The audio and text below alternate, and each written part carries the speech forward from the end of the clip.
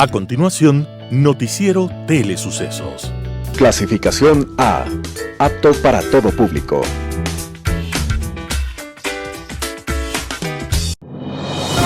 Inicie el día bien informado. El mejor noticiero de la mañana informando para usted.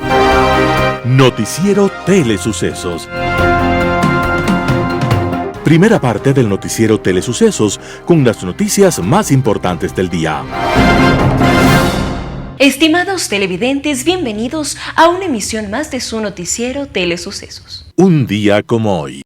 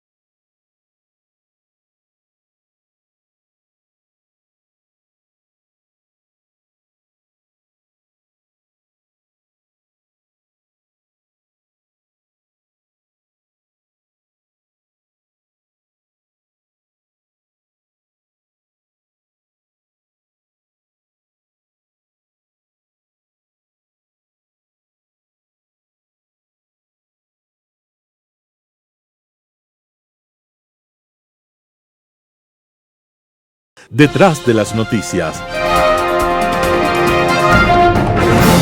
Titulares. El presupuesto de Quito en este 2020 baja $146.2 millones por efecto de la crisis. COVID-19. La vacuna de AstraZeneca y Oxford arrojan resultados alentadores entre los mayores de 56 años. Por mal uso de la mascarilla, trabajo comunitario en Quito. En pausa, la apertura de más instituciones educativas. Entrevista a Verónica Jarrín, candidata a la Asamblea Nacional por Democracia Sí. En Vida y Tecnología hablaremos de la letra chica en los contratos digitales. En el segmento de opinión, el deporte y su relación con los valores. Política Internacional abordará incongruencias. El editorial es de Mauricio Gándara, Miserias de América Latina, y de Martín Pallares, Metro, el delirio de la tarifa cero ronda. En deportes, el Nacional, la Vuelta Ciclística y la Noche del Recuerdo. Y continuamos hablando en el segmento de nuestros mejores amigos sobre los mitos y verdades en torno a los gatos en una tercera entrega. Noticias del día con Carla Sánchez. Presupuesto de Quito de este 2020 baja a 146 millones por la crisis. Quito terminará este 2020 con una reducción de 146 millones en su presupuesto. En la general consta en la Agencia Metropolitana de Control, Comunicación, Secretaría, Planificación y Administración General. Es la que menor recorte presenta con un 9,39%. En la categoría comunal están temas relacionados con ambiente, movilidad, seguridad y coordinación territorial con una disminución del 24%. En el área social están cultura, educación y deportes, inclusión social y salud con una reducción del 38,35%. La categoría económica es la que registra el mayor recorte con un 54,84%. Allí está la Agencia de Coordinación Distrital de Comercio y la de Desarrollo Productivo y Competitividad. COVID-19. La vacuna de AstraZeneca y Oxford arroja resultados alentadores entre los mayores de 56 años. La vacuna contra el COVID-19 desarrollada por AstraZeneca y la Universidad de Oxford provoca una respuesta inmunitaria entre las personas mayores especialmente vulnerables al virus, según datos publicados que confirman lo adelantado en octubre. Estos resultados intermedios corresponden, no obstante, a una fase de desarrollo menos avanzada llamada fase 2, que los enunciados en estos últimos días por los fabricantes BioNTech y Pfizer y Moderna son actuales. Estos últimos aseguraron que su vacuna es eficaz en un 95% y un 94,5% respectivamente, basándose en resultados de la tercera y última fase de sus ensayos clínicos. Las conclusiones de la fase 2 de este proyecto de AstraZeneca y Oxford fueron publicados el jueves por la revista médica The Lancet. La vacuna provoca entre las personas mayores de 56 años una respuesta inmunitaria idéntica a la que suscita entre los más jóvenes entre 18 y 55 años. Esta respuesta inmunitaria que provocan las vacunas es habitualmente menos fuerte entre las mayores, puesto que el sistema inmunitario se debilita gradualmente con el tiempo, explica el Dr. Andrew Pollard, uno de los responsables del ensayo de la Universidad de Oxford. Por mal uso de la mascarilla, trabajo comunitario en Quito. Estefanía Grunauer, supervisora de la Agencia Metropolitana de Control, AMC, indicó que la gente que incumple las normas básicas de bioseguridad en medio de la emergencia sanitaria causada por el COVID-19 realiza trabajos comunitarios en los parques como el del barrio Vencedores de Pichincha. De un grupo de 12 personas fueron sancionadas por el mal uso de mascarilla y 4 por consumir bebidas alcohólicas en espacios públicos. Ellos se acogieron a realizar trabajo comunitario en vez de pagar las multas, tal como lo señala la Ordenanza 010. A futuro se espera salir cada semana con los grupos de gente que se acoja al trabajo comunitario. Quienes fueron sancionados se allanen a la infracción y no deseen pagar las multas, pueden acercarse a las instituciones de la AMC y solicitar que les permitan hacer trabajo comunitario. En pausa la apertura de más instituciones educativas. El alza de la curva epidemiológica influye al momento 13 planteles que retomaron presencialmente. Hubo 2 casos de aislamiento. El plan piloto de retorno progresivo a las aulas de varias instituciones educativas se quedó en pausa, tras el aumento de contagios por el COVID-19 que ha experimentado en las últimas semanas el país, especialmente en Quito, donde la ocupación hospitalaria y de unidades de cuidados intensivos UCI nuevamente está al tope. La información la dio a conocer Yolanda Villalba, subsecretaria de Educación de Quito, quien señala que desde la semana pasada el COE Nacional dejó de agendarles las solicitudes de pilotaje. Por el momento están suspendidas frente al crecimiento de la curva epidemiológica. Esperan que las próximas semanas se vuelvan a agendar. La funcionaria hace hincapié en que no se ha priorizado los planes de retorno de las instituciones por ser fiscales o particulares, sino que muchas solicitudes han quedado estancadas por la decisión del COE Nacional, que toma medidas de acuerdo a la evolución del virus.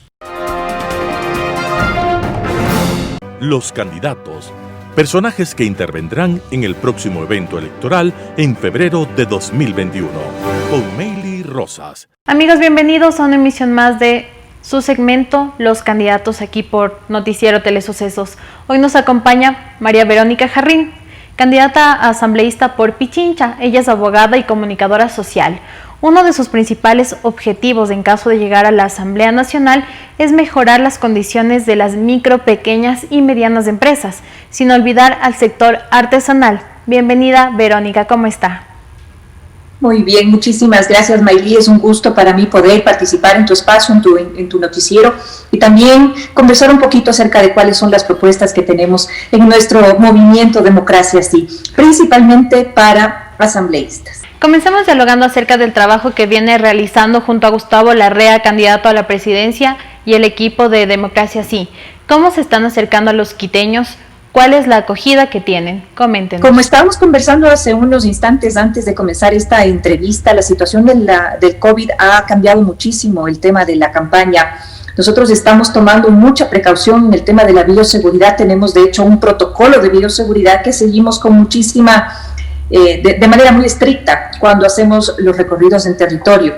es decir, nos reunimos con exclusivamente los dirigentes o estamos en la capacidad de tener una comunicación con personas, pero en un espacio muy reducido a lo que normalmente sería una campaña tradicional.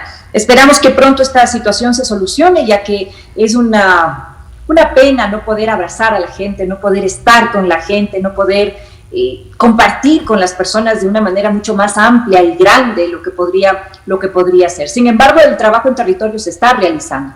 Gustavo Larrea está recorriendo ya por segunda vez el país, está llegando a sitios realmente inhóspitos, sobre todo en el tema rural de nuestro Ecuador. Y yo creo que eso es fundamental porque la gente puede sentir de primera mano cuál es el plan de gobierno de Gustavo Larrea y cuál es también su empatía con la gente, esa calidez y esa sinceridad con la cual él presenta su discurso. Y en el caso de nosotros, que somos candidatos asambleístas, nosotros tenemos también un discurso similar, obviamente. Nosotros esperamos poder llegar igual a la gente de una manera muy amable, de una manera muy real, sin poses, sin demagogia, sin ofrecer lo que no podemos cumplir. Nosotros estamos trabajando todos los lineamientos políticos del partido, del movimiento Democracia Sí, bajo conceptos técnicos, y esto nos lleva a una gran ventaja, y es que nosotros sabemos exactamente qué es lo que debemos hacer para sacar al Ecuador adelante. Su tarea como asambleísta, en caso de llegar a formar parte del legislativo, será legislar y fiscalizar. Leí en su plan de trabajo que se enfocará en la reactivación económica. ¿Cómo lograr levantar al país en medio de una crisis económica y sanitaria? La situación económica es sumamente preocupante, Maylin. Es una época muy dura, sobre todo para los pequeños y para los medianos empresarios. Y si vemos, nuestro país es básicamente compuesto por comerciantes pequeños, micros y medianos empresarios. No podemos dejar de lado tampoco el sector artesanal, que lo incluimos también en este núcleo de empresas. Y como te decía, la situación es muy complicada. Nosotros, dentro de nuestra propuesta para reactivación económica de las pymes, está básicamente la creación de un fondo mediante el cual los industriales pueden acceder a créditos baratos. Esto significa créditos con una tasa de interés que esté acorde a nuestra economía dolarizada, porque no podemos permitir que los proyectos de emprendimiento se trunquen o se paren o se frenen, porque cuando nosotros vemos una banca que nos permite tener acceso a créditos, los intereses son impagables. Prácticamente terminamos trabajando para pagar a los banqueros, y esa es una situación que ya no se puede repetir en nuestro país. Nosotros debemos empujar el aparato productivo, como gobierno debemos apoyar a la pequeña y la mediana empresa para que puedan sacar adelante sus proyectos los empresarios. Y no solamente eso, sino que una de las políticas más importantes del movimiento Democracia Sí está precisamente encaminada a la industrialización del agro.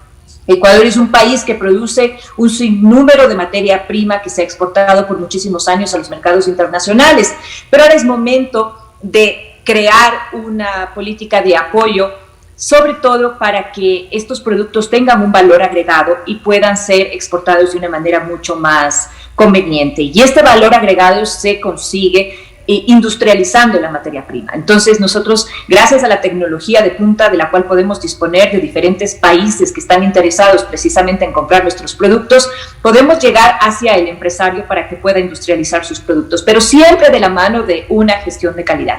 Eso también es importante recalcar, ya que los empresarios necesitan tener una cooperación directa con las políticas gubernamentales para poder trabajar de la mano y para poder gestionar certificaciones de calidad que le van a dar ese valor importante al producto para que sea aceptado en el mercado internacional.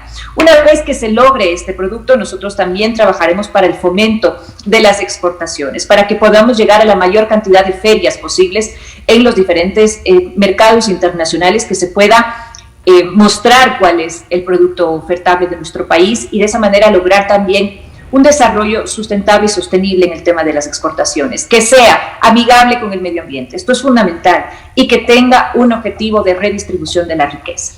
Entonces tenemos ya los lineamientos básicamente establecidos, tenemos una guía de ruta completamente técnica y esto nos va a facilitar muchísimo el trabajo. La reactivación económica viene de la mano con buscar soluciones para responder a quienes han perdido sus empleos, es decir, economía igual fuentes de empleo. Sí, precisamente. Y como te decía, son más de 1.200.000 empresas las que se categorizan en pequeñas y medianas, y es ahí donde debe venir la fortaleza, porque al momento en que nosotros estamos generando empresas que pueden exportar sus productos o que pueden vender sus productos en el mercado local con una calidad importante, y que nosotros podamos mejorar las condiciones de la empresa en diferentes sentidos, porque es un plan muy completo. No solamente es el tema de créditos, sino también viene el tema de capacitación y viene también el tema de mejorar las condiciones impositivas para proyectos exclusivos, ¿no? Específicos. Entonces, el tema de los impuestos también es muy complicado, porque los empresarios tienen que pagar un sinnúmero de impuestos sin importar la cantidad de productos que puedan producir. Entonces, hay una equidad en cuanto al pago versus la producción. Nosotros vamos a manejar ahí una línea mucho más equilibrada y vamos a ayudar a los pequeños emprendedores a que salgan adelante con cargas impositivas menores. Entonces, toda esta reactivación económica es precisamente para fomentar la industria, para mejorar las condiciones de trabajo de los actuales colaboradores de las empresas y, por supuesto, para generar fuentes de empleo, que eso es lo que se necesita en el país urgentemente. Hay una ley en este momento, y a propósito de las propuestas legislativas en la Asamblea, hay una ley que es precisamente la de fomento al emprendimiento, pero esta es una ley que habla con una designación muy escueta de lo que es un emprendimiento, y inclusive habla de un tiempo de 5 años, pero ¿qué pasa con el resto de empresas? Se quedarían fuera de este proyecto, de tal forma que nosotros queremos unificar todo el aparato productivo para que puedan ser parte de este programa que se quiere incentivar. Y también se debe entender en este tema del emprendimiento que existen 2 tipos de emprendimiento, el uno que es para subsistir y el otro que permite generar fuentes de empleo. Sin embargo, vemos que se apoya emprendimientos, pero estos no logran sostenerse en el tiempo. Todo tiene que ver con la redistribución de la tierra también. Nosotros desde el año 1930 para adelante, a partir de la reforma agraria, hemos visto que hay una redistribución de la tierra, sumamente desigual, injusta, que no se le permite, por ejemplo, al campesino, y te estoy hablando del campesino de la sierra específicamente, no se le permite primero tener una tierra que sea de su propiedad. Este ya es un problema, porque si el agricultor, el campesino de la sierra, que tiene una parcela de tierra que se le fue entregada en usufructo, no se le fue entregada en propiedad, y hay una gran diferencia. Cuando no tienes una parcela que es entregada en propiedad, tú no puedes utilizar ese bien para garantía de créditos productivos. Entonces, esto también es muy importante. Se tiene que hacer una redistribución de la tierra productiva en nuestro país, para que la gente que está capacitada para producir la tierra, primero, que tenga los conocimientos del caso, segundo, que tenga una parcela adecuada para poder producir sus productos y que estos sean adecuados. Entonces, hay varias cosas que se deben cambiar. Bueno, hablemos sobre la educación. Escuché a un asambleísta mencionar que es prioritario que todos los ecuatorianos tengan acceso a Internet, porque en estos tiempos eso garantiza acceso a la educación. No sé si eso garantiza educación de calidad. ¿Qué opina al respecto? ¿Y cree que es necesaria una reforma a la ley de la educación? Sí, totalmente. La ley de educación ha quitado un gran puesto, un gran lugar a los maestros. Este es un grupo que se siente vulnerado en muchos sentidos. Hay que revisar esa ley. Por otro lado, es muy importante destacar que nosotros vamos a impulsar una ley de educación que genere los colegios técnicos, que volvamos a tener una educación técnica especializada para que los jóvenes puedan tener trabajo en el corto plazo. Y no solamente eso, sino que un bachillerato técnico le permite al estudiante tener conocimientos sobre qué es lo que se necesita en su área de residencia. Porque si nosotros, por ejemplo, somos exportadores de banano y tenemos una gran cantidad necesitamos que una gran cantidad de aquellas personas que trabajan en este sector sean especializados, lo que no vemos hoy en día. Es decir, no existe una especialización adecuada ni acorde a las necesidades de la población. Esto se tiene que cambiar. Y claro, el tema del Internet es importante. Se van a llegar a acuerdos con las operadoras internacionales para que nos puedan generar un mecanismo de Internet que sea mucho más asequible, sobre todo al bolsillo de los que no tienen acceso en estos momentos, y por supuesto la conectividad también. Entonces sí, vemos que el tema de la educación hoy por hoy en línea ha sido un tema bastante improvisado, ya que el COVID nos tomó de sorpresa. Entonces creo que ni las autoridades del Ministerio de Educación ni tampoco las operadoras de telefonía celular o de servicios digitales estaban preparados para todo el contingente que necesitan. Entonces todos estos mecanismos se tienen que revisar y todas estas leyes también se tienen que revisar. Antes de finalizar, porque se nos termina el tiempo, un mensaje a los ciudadanos. Muchas gracias, Maylin. Mi mensaje es totalmente claro. Nosotros debemos de estar conscientes de qué es lo que ha pasado en nuestro país los últimos 14 años. Nosotros no podemos hipotecar el futuro de nuestra familia, el futuro personal y el futuro sobre todo de nuestros hijos al repetir los errores del pasado. Debemos tener una reflexión completamente acertada acerca de lo que nos sucedió hace 14 años y lo que no queremos que nos vuelva a suceder. Es hora de dar paso a gente con nuevas expectativas, gente con una formación profesional, gente que tenga experiencia en diferentes áreas específicas, pero que puedan llevar al país adelante. Ya hemos aprendido y hemos sufrido muchísimo las consecuencias de no tomar en cuenta estos aspectos y creo que esta es una excelente oportunidad. Todavía estamos a tiempo. Creo que en nuestro país sí se pueden hacer las cosas correctamente y creo que en nuestro país ya debemos dejar de ser pasivos para ser activos y tomar las riendas de nuestro futuro. De tal forma que mi recomendación fundamental es que escuchen los planes de trabajo de cada uno de los candidatos a la presidencia de nuestro país. Estamos muy próximos a unas elecciones que son fundamentales para tomar las riendas de nuestro futuro en los próximos 4 años y depende de nuestra reflexión y depende de haber aprendido de los errores para no equivocarnos. Muchas gracias, Verónica, por toda la información y comentarnos acerca del trabajo que está realizando como candidata a la Asamblea Nacional por Pichincha. Muchísimas gracias a ti, Maylin, por esta oportunidad que me das de poder participar y de poder expresar un poco acerca de nuestro plan de trabajo. Estamos muy, muy contentos, tenemos un equipo maravilloso, tenemos un optimismo realmente importante y una cosa también fundamental es que las mujeres estamos siendo protagonistas en este tema electoral. Vale la pena recalcar también la participación de la mujer en este rol político que ha sido fundamental y que yo creo que va a traer cambios también muy importantes en el destino de nuestro país. Le invitamos a interactuar con nosotros a través de nuestras redes sociales, Facebook Telesucesos Quito, Twitter Telesucesos 29. Además encuentre todo nuestro contenido en el canal de YouTube Telesucesos HD. Pase bien. Hola amigos, este es su segmento Vida y Tecnología en el noticiero de Telesucesos. Quiero comentarles un tema que estoy segura de que les va a poner sobre alerta de algunos aspectos cuando recibimos un servicio digital. Esa es la letra chica. Esa letra chica que aparece como términos y condiciones del servicio y que muchas veces los usuarios pasamos por alto, le ponemos acepto, pero no lo leemos.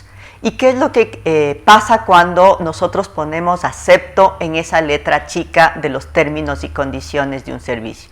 Lo primero es que estamos aceptando algo que no necesariamente estamos en condiciones de aceptar. Por otro lado, puede suceder, dependiendo del servicio digital, en que estamos aceptando entregar cierto tipo de información al proveedor que nos está dando ese servicio. Entonces tenemos que saber qué significa eso. Por ejemplo, a veces esos términos y condiciones tienen la información para utilizar nuestros datos para enviarnos publicidad o para enviarnos notificaciones de actualizaciones o notificaciones de un nuevo servicio disponible para nosotros si es que aceptamos eso. Entonces, estamos aceptando recibir información de parte del fabricante o del proveedor. La pregunta es, ¿lo queremos? ¿Estamos dispuestos a eso? ¿Sí o no? A veces tenemos nuestro correo electrónico lleno de ofertas que decimos, ¿de dónde me llega tanto? Bueno, a veces nos llega porque hemos puesto y hemos aceptado esos términos y condiciones. El otro factor que tenemos que saber es que cuando recibimos una propuesta de descarga gratis, instala gratis, ¿gratis cuándo? ¿Gratis hasta cuándo? ¿Qué significa eso? muchas veces cuando uno dice, cuando te dicen descarga gratis este servicio, pero no te ponen de cuándo a cuándo está vigente. Y a veces te piden que pongas los datos de tu tarjeta de crédito. Y si uno tiene, por ejemplo, un periodo de 30 días para usar gratis ese servicio, al día 31 ya te empiezan a cargar ese servicio a tu tarjeta de crédito. A veces son costos pequeños, $2, $1, 1.99, 0.99 centavos, pero tenemos que estar conscientes de que nos están cargando eso. A veces son montos más grandes. Por eso es importantísimo que cuando recibimos una notificación como esa, estemos súper claros en cuándo empieza y cuándo termina, en qué condiciones empieza y en qué condiciones termina. ¿Qué tengo que hacer yo para, si es que ya no lo quiero, desinstalar, o si ya no lo quiero, que ya no me sigan cobrando? Eso es parte de lo que sabemos. En este momento que tenemos acceso a plataformas de contenido, a productos por suscripción, a servicios que están disponibles en lo que los de tecnología llaman la nube, esos productos se pueden cancelar cuando uno quiera. Por ejemplo, una suscripción a un canal de televisión, uno puede cancelar cuando uno quiera, es parte de los derechos que tenemos, pero tenemos que saber cómo hacerlo. El otro factor que también es importante considerar es que a veces hay micropagos que vamos aceptando, que nos llegan al celular y nos dicen, acepta el juego tal por 99 centavos. Ya, pero a veces vamos acumulando. Entonces, ¿qué tenemos que hacer? Primero, revisar las facturas de este proveedor. A veces encontramos cargos que dices, ¿cuándo acepté este cargo?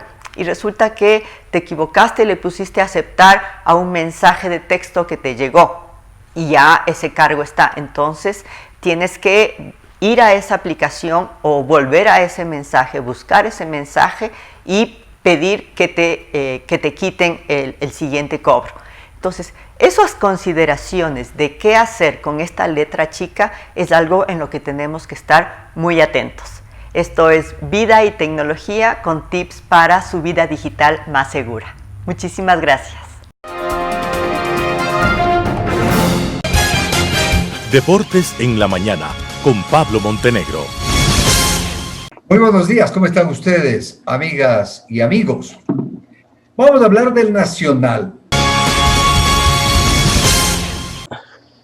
El Nacional le veo que es exactamente lo que está pasando actualmente, como lo que ocurrió en una época que era repetitiva año tras año con el Deportivo Quito.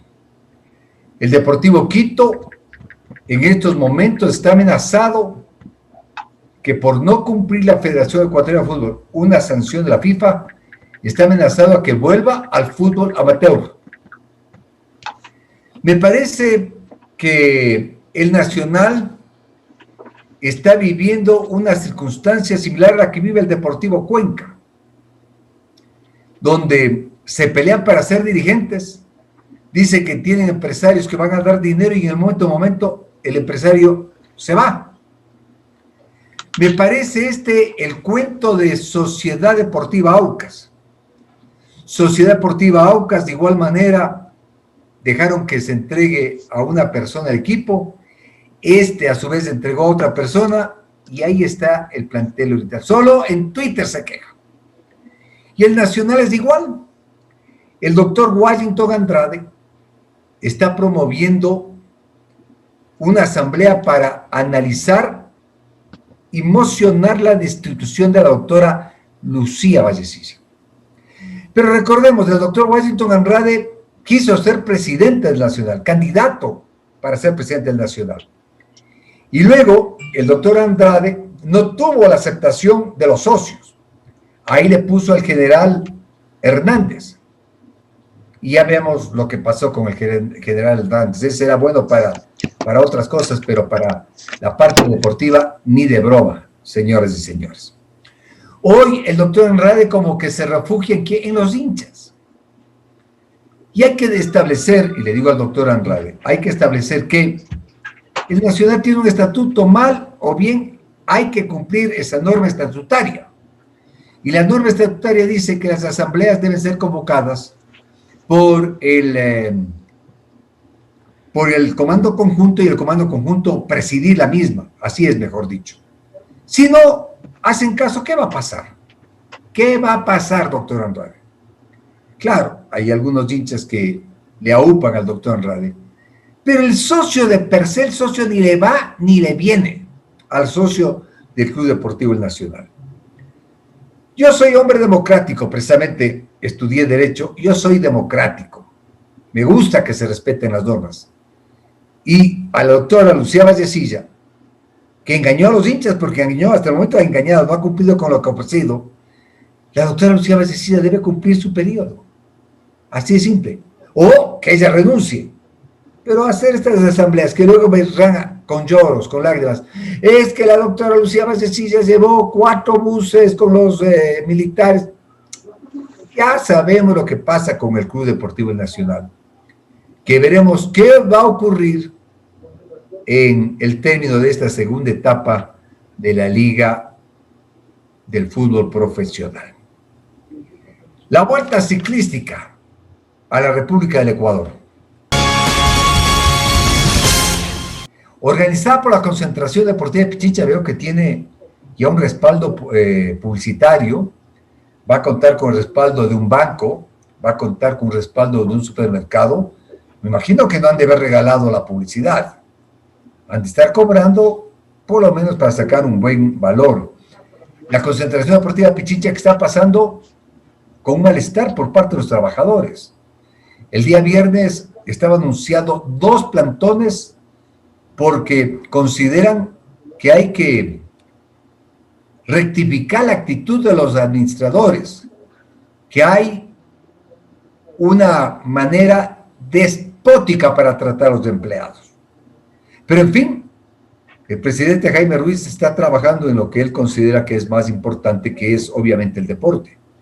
Y así se va a realizar la 37ª Vuelta a la República de Ecuador, en un momento que todos están o estamos entusiasmados por el ciclismo, por lo hecho por los ciclistas en Francia, en Italia y en España. Una vuelta con puntaje UCI. Vamos a ver qué tal están los 5 equipos extranjeros y cómo están los equipos ecuatorianos. Van a recorrer los bancos Pedernales, es decir, de la sierra a la costa. Pedernales, una localidad que lamentablemente sufrió el embate del terremoto. Pedernales, que vemos todos los días noticias de que nos cobraron un 2% más de impuesto y no construyeron nunca un hospital. Pero ahí están los manavitos, locos por quienes les perjudicaron. La siguiente etapa, Pedernales, Santo Domingo. Muchos dicen que Santo Domingo es la costa, otros dicen que es la sierra, pero es una bonita etapa. Machachi, Cayambe, Olmedo, etapa 100% serrana. San Roque en Imbabura y La Estrellita en Tulcán, la 4ª etapa. El Playón de San Francisco, Atuntaqui, la penúltima. Y la última, en la mitad del mundo, el circuito de Quito. Vamos a ver cómo está el nivel técnico del ciclismo ecuatoriano. El nivel técnico ahora que no hay etapas, que no hay vueltas, que no hay competiciones. Competiciones que debería organizar la Federación Ecuatoriana de Ciclismo.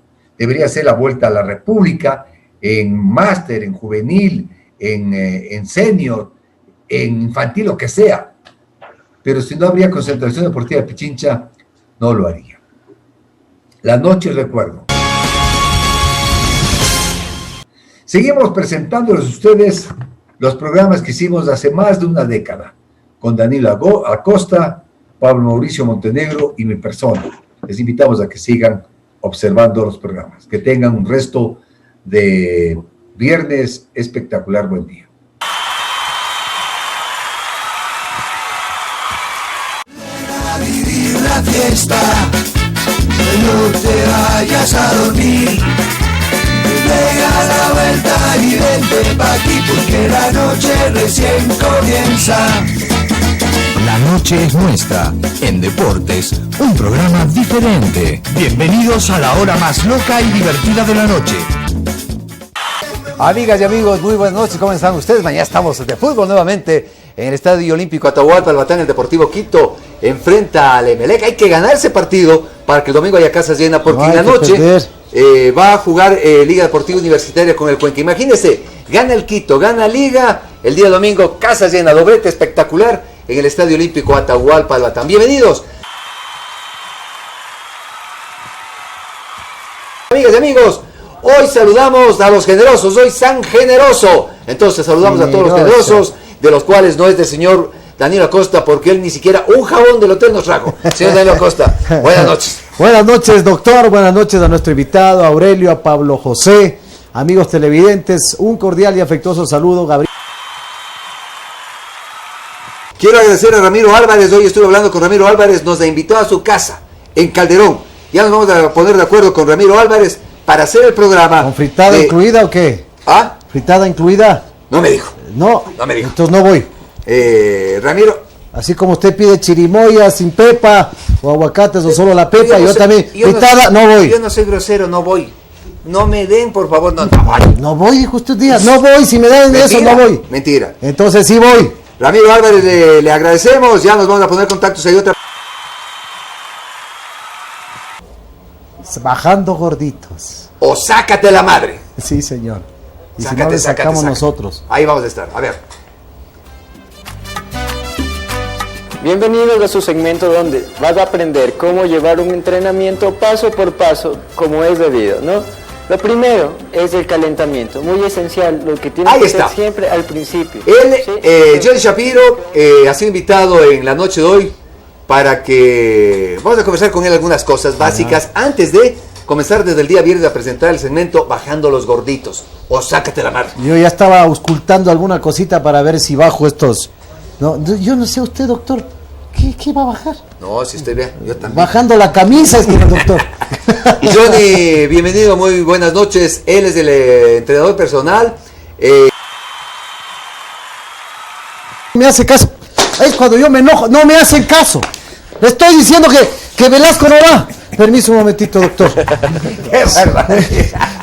Voy a levantar todos mis papeles. ¿Y el Emelec? Emelec, Marcelo Lízaga, Carlos Quiñones, Giovanni Caicedo, Francisco Gómez, José Aguirre, José Luis Quiñones, Luis Guillermo Riveras, Michael Arroyo, Daniel Villarreal, Carlos Alberto Juárez, el goleador histórico en nuestros compromisos, como nos dijo Aurelio Dávila, y Wilson, el Pipipe Segura. Pablo Mauricio, y gracias a Caro Michel. Vamos con las formaciones. La novedad de liga vuelve a línea de 3. Cristian Mora, Renan Calle, Norberto Araujo, Jairo Campos en defensa. Enrique Vera, Patricio Urrutia, Pedro Larrea, Cristian Lara, Luis Bolaños, Jofre Guerrón y Luis Miguel Escalada. El Deportivo Cuenca, Javier Klimovich, Marlon Moreno, Marcelo Fleitas, Diego Martínez, Marcelo Boorques, Luis Tenorio, Giancarlo Ramos, Israel Moncayo, Raúl Alvarado, Cristian Gómez y el goleador del Cuenca, Juan Carlos Ferreira. Que no se vean pobrezas, que no se vean pobrezas, que no se vean pobrezas.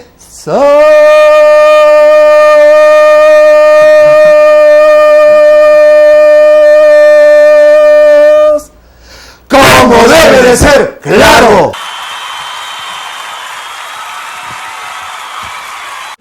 A vivir la fiesta, no te vayas a dormir. Pega la vuelta y vente pa' aquí porque la noche recién comienza.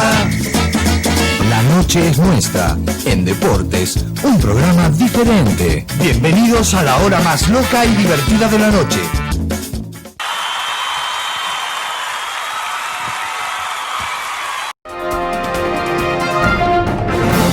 Su mejor amigo, con Nivaldo Machín de la Noval.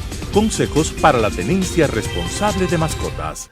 Porque tu mejor amigo lo merece, soy Nivaldo Machín de la Noval y estoy aquí para compartir consejos sobre la tenencia de gatos, porque hay muchos mitos y verdades sobre los gatos y uno de los más terribles es la fama que tienen los gatos de ser animales ariscos, agresivos, problemáticos, conflictivos, que lanzan zarpazos a diestra y siniestra, pero lo cierto es que los gatos son mayoritariamente solitarios. Los gatos no son animales muy sociables, entonces necesitan de su espacio y suelen ser extremadamente cariñosos y afectivos con personas que son cercanos a ellos.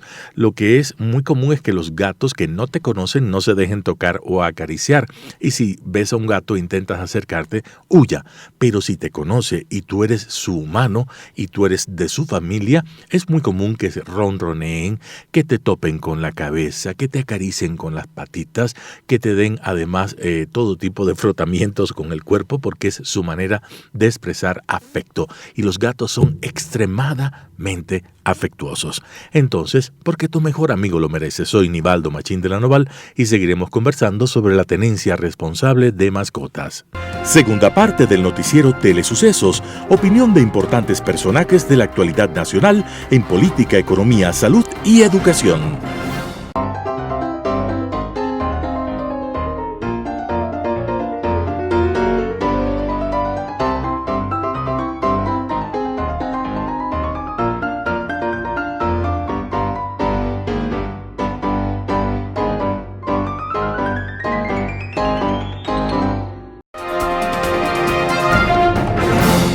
Amigas y amigos, bienvenidos. Soy Marjorie Chávez. El deporte y su relación con los valores. Estas últimas semanas han sido gloriosas para el deporte ecuatoriano. En el ciclismo, el segundo lugar y gran desempeño de Richard Carapaz en la Vuelta a España, la victoria de Miriam Núñez en la Vuelta a Colombia, y en el fútbol, los resultados de la selección nacional en las eliminatorias sudamericanas al Mundial 2022 son el reflejo de que la casualidad y la suerte no existen. Es el trabajo serio y comprometido lo que lleva al éxito.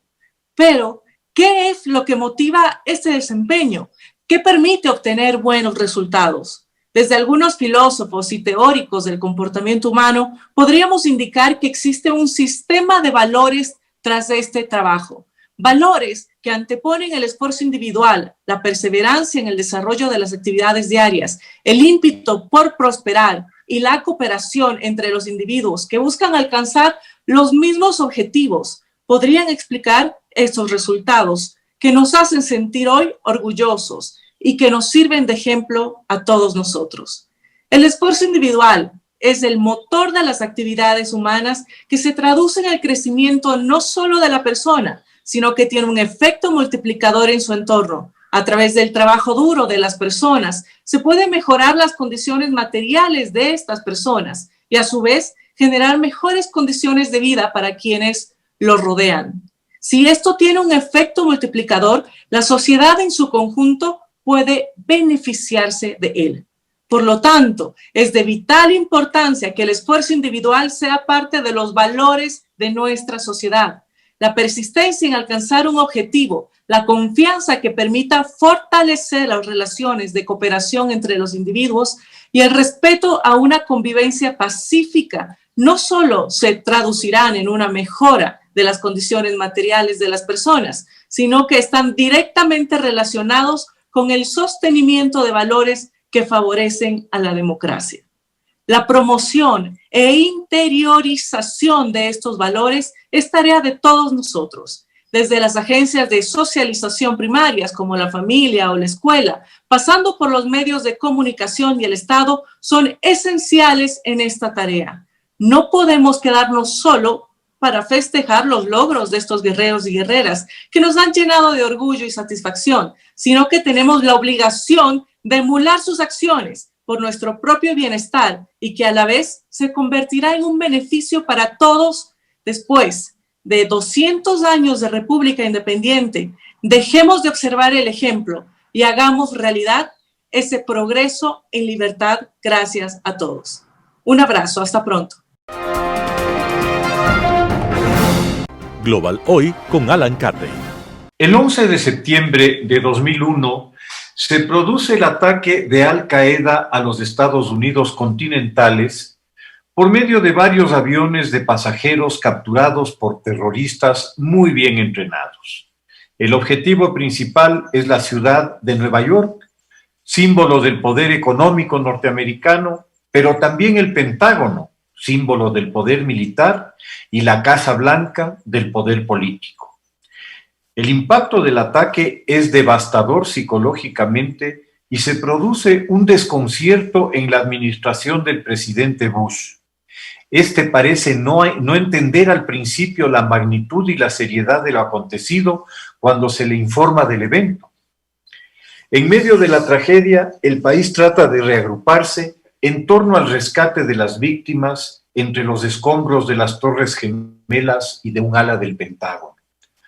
Pronto se hace evidente el origen del ataque. El líder del grupo terrorista Al Qaeda, Osama Bin Laden, se adjudica la autoría del mismo y se ufana de la planificación y ejecución del atentado.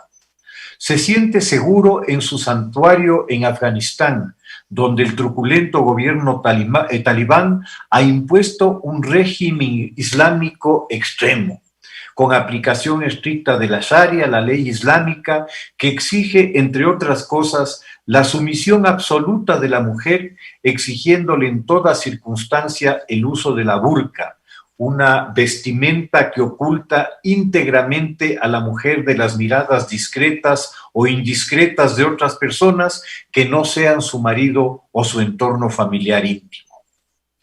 El talibán ha creado en efecto una teocracia en la cual Bin Laden se siente perfectamente a gusto, protegido por un agradecido gobierno afgano al cual ha ayudado en la lucha primero contra la ocupación soviética y luego en la guerra posterior entre las diversas facciones por el poder en el país. El presidente Bush ordena retaliar, atacar a Al Qaeda en todo el mundo y naturalmente el primer objetivo será Afganistán. Sus aliados de la OTAN inmediatamente reconocen el ataque a Estados Unidos como un ataque a ellos, a todos. En tal medida dan apoyo político y militar a Estados Unidos en su intervención en Afganistán. Varios países europeos envían tropas que actúan conjuntamente con el ejército americano en la búsqueda de Bin Laden y en la destrucción de la infraestructura que éste ha levantado para el entrenamiento y la formación de sus cuadros terroristas, integrados por combatientes provenientes de todo el mundo islámico, desde Chechenia hasta Marruecos. El presidente Trump acaba de decidir el retiro de buena parte de las tropas norteamericanas en Afganistán y en Irak, sin informar siquiera por cortesía a sus aliados que en el momento de necesidad y apremio que sufriera Estados Unidos con el atentado, solidariamente actuaron en consenso de acuerdo con las estipulaciones de la OTAN. Este abrupto e inconsulto retiro de las tropas deja en una situación muy complicada a las fuerzas de apoyo europeas en Afganistán, que dependían para su permanencia en buena medida de la logística provista por Estados Unidos. De igual manera, las conversaciones que se han venido desarrollando entre el gobierno afgano respaldado y sostenido por esta coalición de fuerzas internacionales y los rebeldes talibanes aún muy fuertes al interior del país, probablemente encontrarán graves dificultades y crecientes exigencias de los radicales para quienes el retiro de las fuerzas norteamericanas es una gran victoria. En Irak, la situación es similar, siendo de gran importancia la presencia de las fuerzas norteamericanas para garantizar un mínimo de consideración a quienes fueran los más efectivos y valientes combatientes contra el horror de ISIS, esto es, los guerreros kurdos que fueron los únicos capaces de enfrentar con éxito a los terroristas cuando estos habían desbandado vergonzosamente al ejército iraquí y conquistado buena parte del país. Estos quedan a expensas de la dudosa piedad del gobierno chiita iraquí, en un país que ya trató de exterminarlos con armas químicas en la época de Saddam Hussein.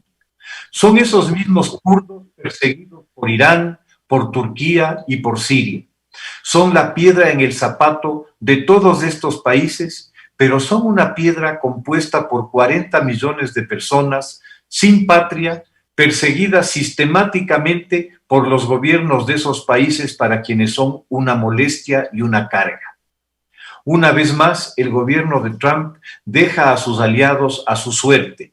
Unilateralmente asume decisiones inconsultas que afectan gravemente la suerte y el futuro de una región conflictiva cuyas perspectivas de más conflicto, de más violencia y de más intolerancia son evidentes. Suponemos que habrá un cambio en esta actitud y la nueva administración trabajará en la reconstrucción de los lazos de confianza que tan malamente han sido deshechos desde Europa hasta el Extremo Oriente por la actual administración. Será un arduo trabajo, pues la confianza se la construye en muchos años de esfuerzo y trabajo conjunto. Destruirla resulta muy sencillo cuando se carece de la elemental virtud de la lealtad. Muchas gracias.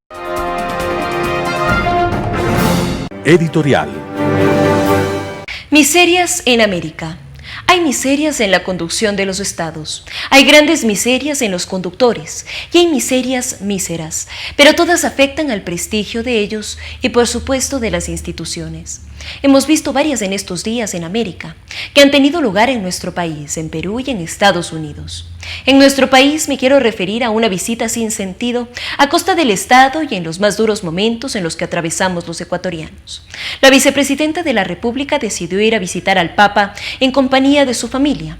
Muy respetables sus convicciones religiosas, y si lo hubiera realizado por fines del Estado o antes o después de sus funciones, desde el Estado Llano en la Plaza de San Pedro, nada habría que observar. Pero hacerlo porque el cargo que ostenta será recibida ella y su familia por el Papa y hacerlo ella a costa del Estado y en las circunstancias deplorables que vivimos merece una objeción moral y aún legal por la autoridad de control. Decir que ha ido a firmar un convenio en España con la Universidad de Navarra para acceder a trasplantes con menores de enfermedades crónicas y degenerativas suena encomiable.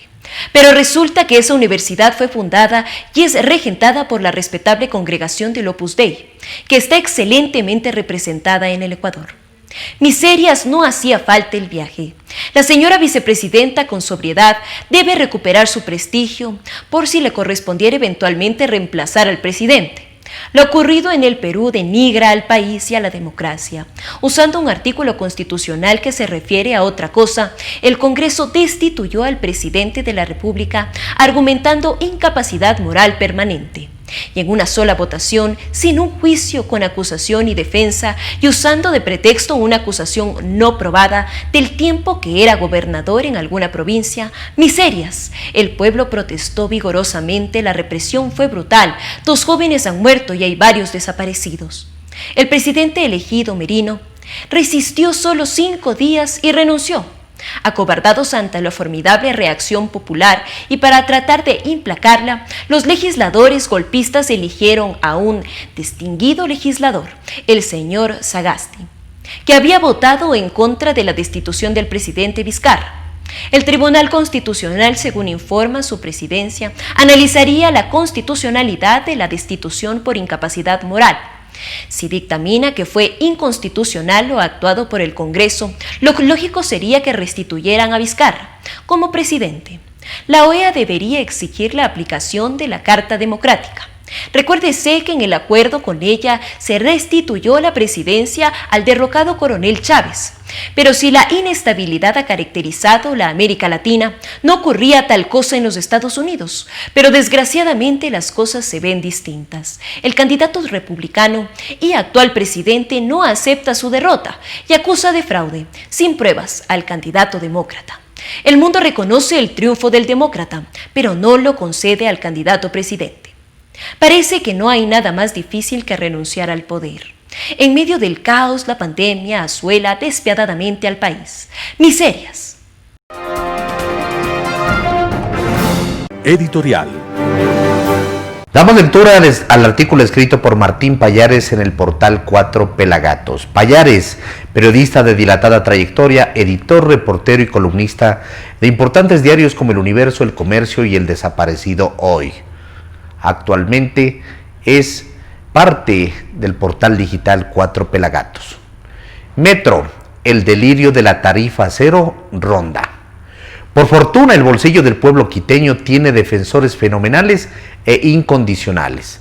Tan fenomenales son, por ejemplo, que en el Consejo Metropolitano de Quito hay concejales que piensan que no debe elevarse la tarifa del transporte público para financiar, al menos en parte, la construcción y operación del metro de la ciudad. Es más, el bolsillo de los quiteños tiene tan buenos defensores que hay concejales que llegaron a escuchar con cierta simpatía la propuesta presentada por la Veeduría para la determinación del modelo tarifario coordinada por Óscar Ayerbe para que el uso del metro no tenga costo alguno, porque según sostuvo con algo de imaginación, se podría conseguir recursos de aquí y de allá que permitan que el metro funcione sin los ingresos de los pasajes. En la última sesión del Consejo Metropolitano, donde se empezó a discutir la ordenanza para la creación del nuevo sistema de transporte público de Quito, que incluye la operación del metro, varios concejales dijeron que en al menos 30 ocasiones el pueblo de Quito, como muletilla indispensable para anunciar que no votarán por la ordenanza que se someterá a la votación la semana entrante. Me debo al pueblo de Quito. Y cuando se toca el bolsillo del pueblo de Quito, aquí debemos estar los representantes del pueblo, dijo, por ejemplo, pletórico de entusiasmo el concejal Mario Granda de Suma. El entusiasmo por la defensa del bolsillo del pueblo de Quito llegó a su punto máximo cuando intervino Óscar Ayerbe, uno de los 3 ocupantes de lo que se llama la silla vacía y que se supone representa la sociedad en este proceso. Según él, no debe subirse la tarifa porque eso no se traducirá en un mejor servicio y debe aprobarse una tarifa cero para el metro. Para un esquema tarifa cero se debe establecer adicionales mecanismos de financiamiento municipal.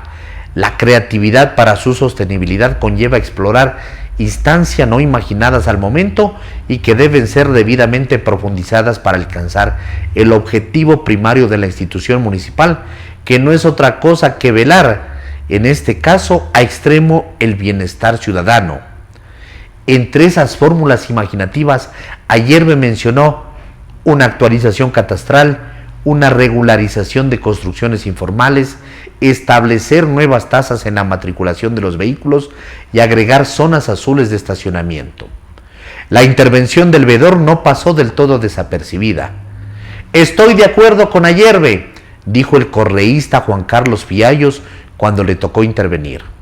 En realidad, este ardor populista por la defensa del bolsillo del pueblo quiteño podría acabar con el proyecto del metro.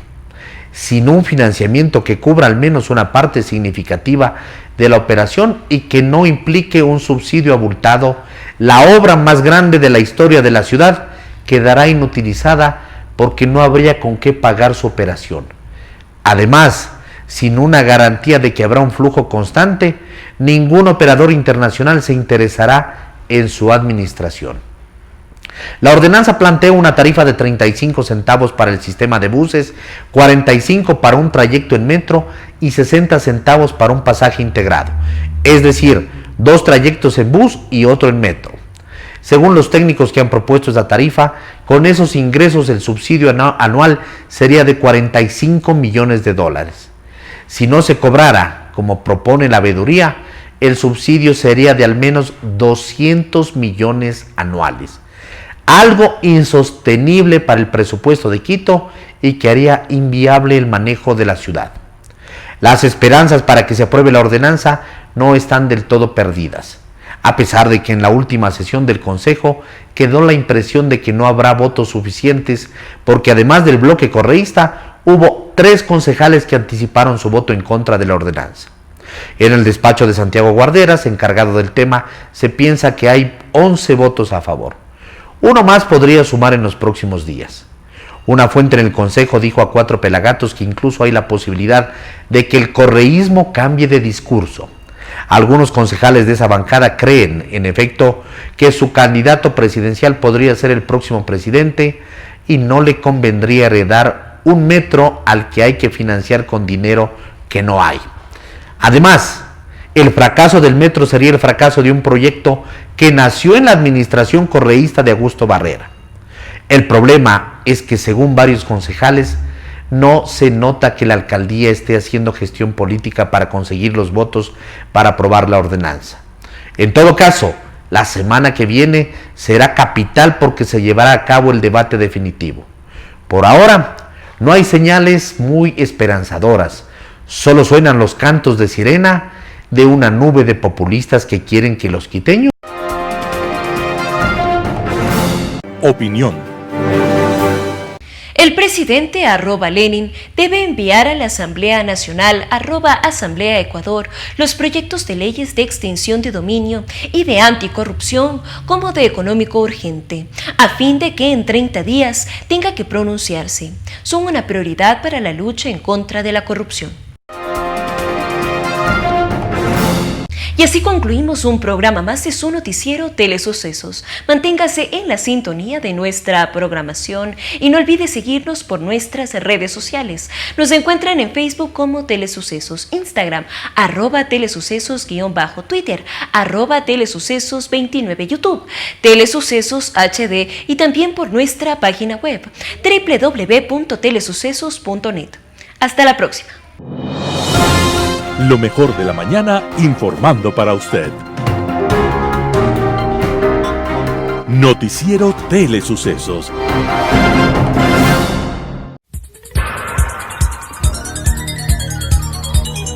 Las opiniones vertidas en este espacio por la producción y dirección del programa son de exclusiva responsabilidad de sus autores y de quienes intervienen en ellos.